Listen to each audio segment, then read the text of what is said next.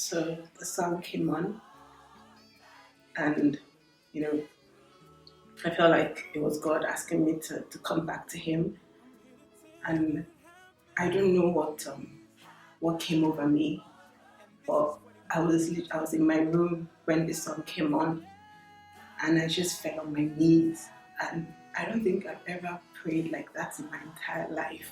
I just the Holy Spirit took over me, and I just prayed and prayed, and not just prayed, but I asked God to forgive me for even doubting Him and even doubting it was possible and losing faith.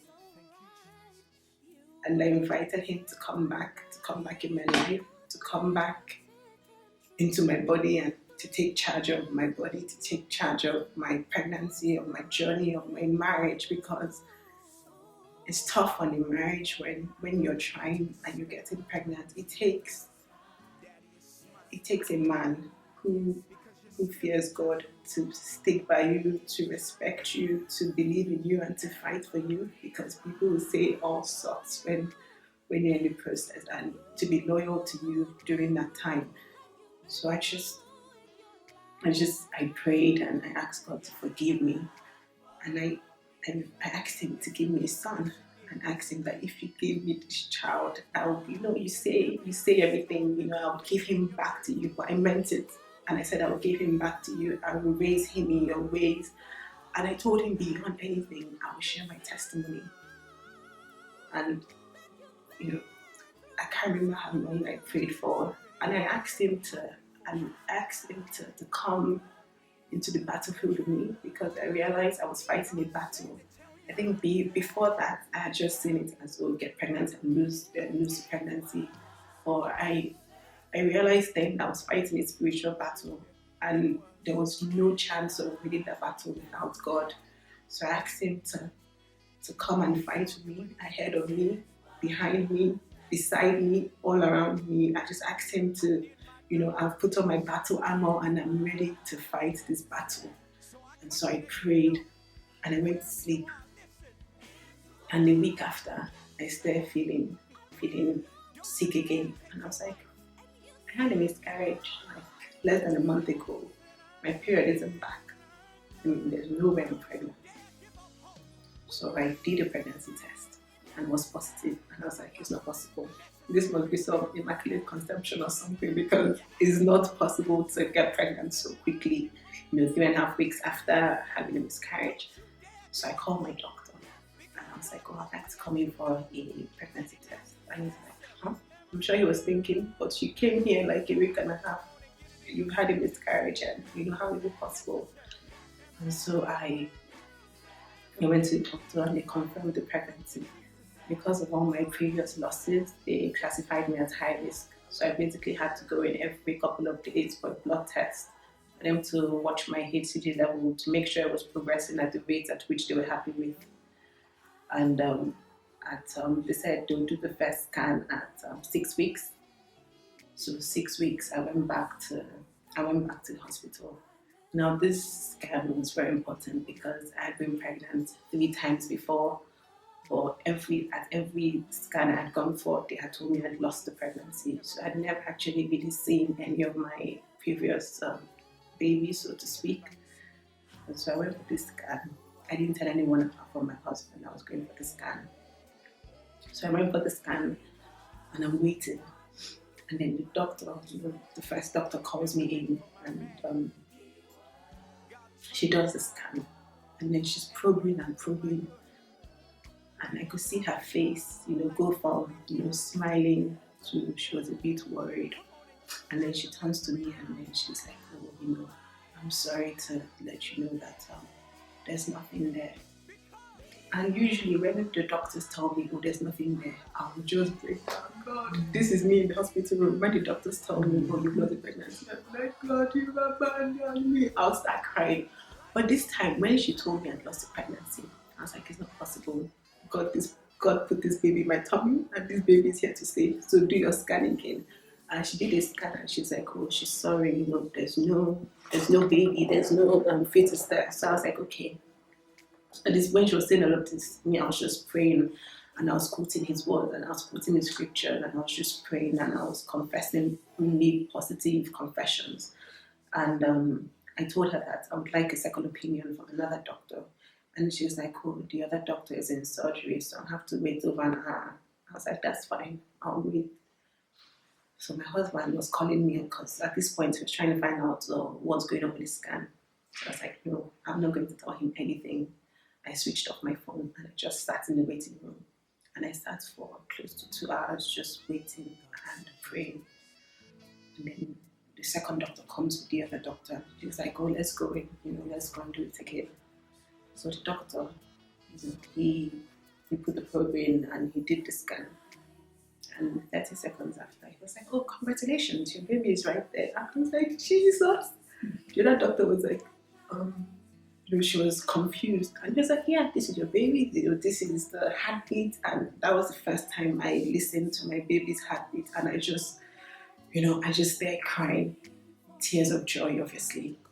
And the other doctor was, she was like, oh, that she's so sorry, I apologize, Mrs. Benson. And I was like, you know what, it doesn't matter.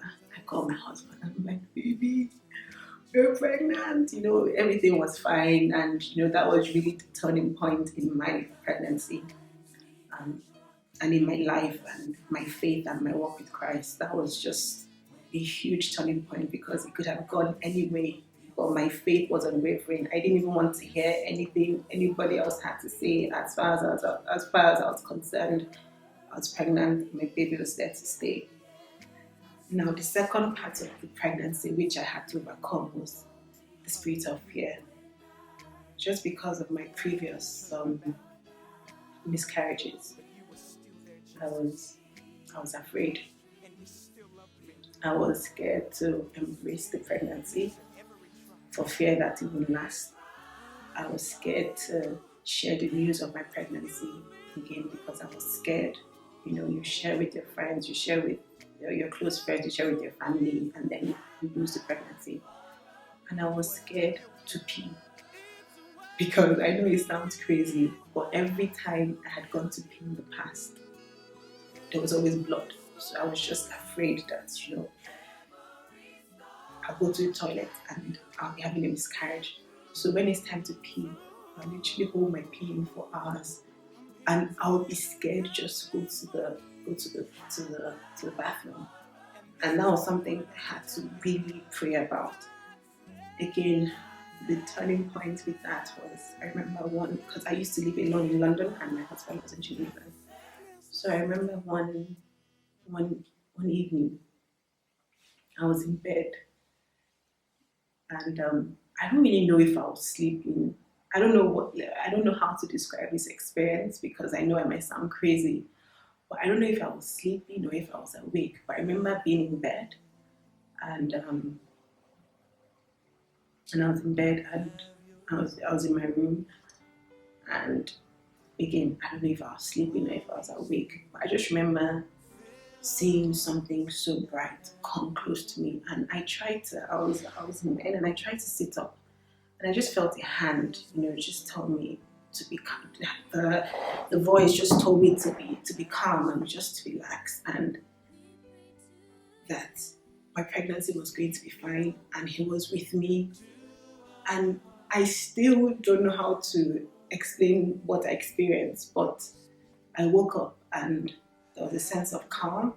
And from that day on, I went to the toilet, no fear.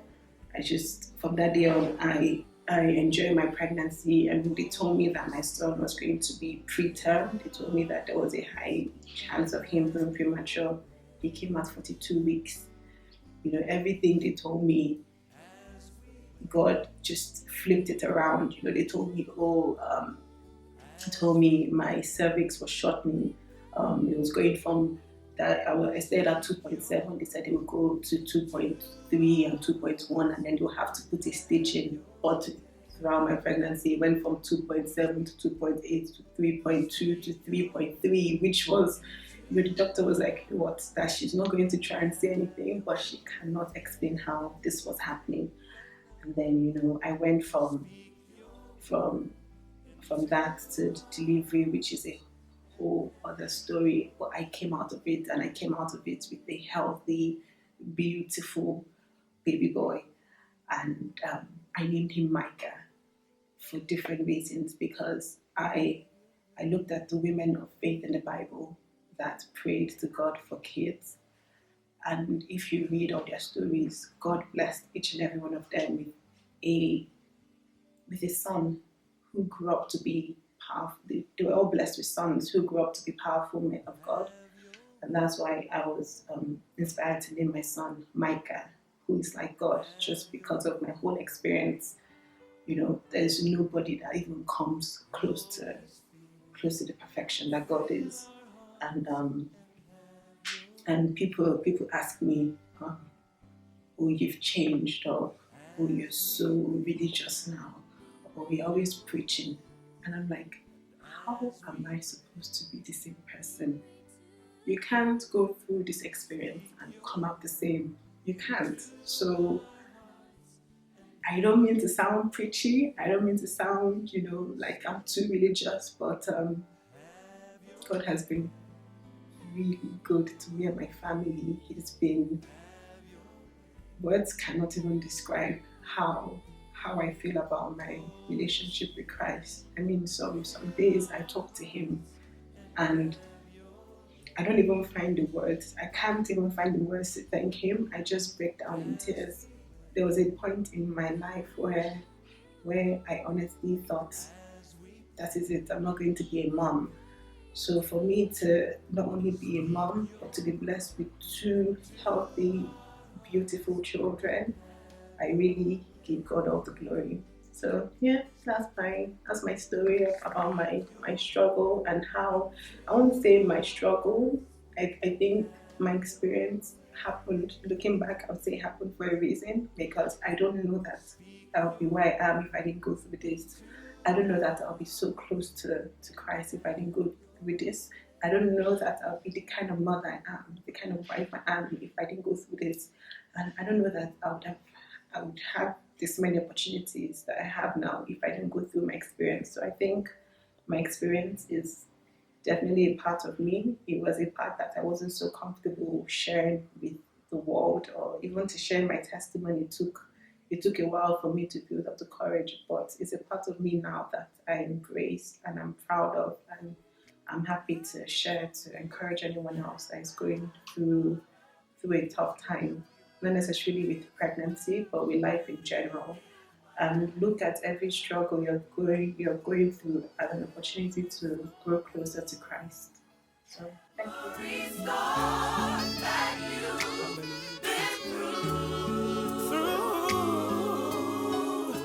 I'm here to tell you that it happened for a reason. And this is what he wanted us to tell you.